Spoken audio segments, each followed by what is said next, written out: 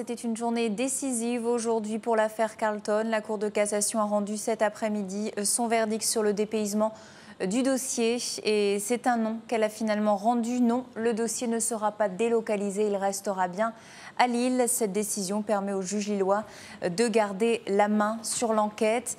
Un échec pour le parquet de Douai qui avait demandé le dépaysement de l'affaire de proxénétisme présumé sous prétexte qu'il ne pouvait pas être traité sereinement ici à Lille au vu des personnalités, avocats et hauts gradés de police impliqués.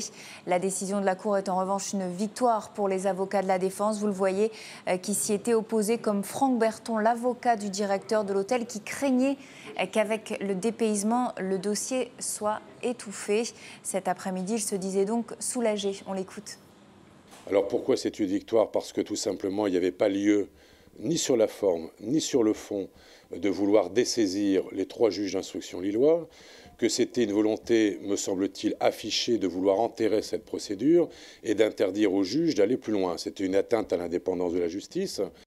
Et la question maintenant, c'est tout simplement où en est cette enquête. Que va-t-il se passer maintenant? Dominique Strauss-Kahn sera-t-il bientôt entendu? Pour le moment, pas de date précise, mais l'affaire restant à Lille. Pour Franck Berton, on devrait y voir très vite un peu plus clair. Écoutez.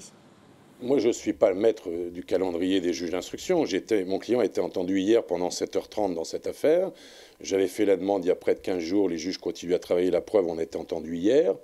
Je crois qu'il y aura d'autres auditions dans cette affaire sur le fond, c'est une évidence.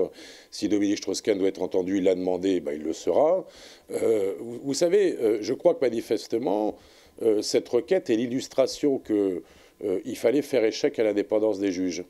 Il fallait peut-être, par un moyen ou par un autre, de tenter de museler l'instruction lilloise dans la poursuite de leurs investigations. Aujourd'hui, c'est plus possible. La Chambre criminelle a dit non. On fait confiance au juge de Lille.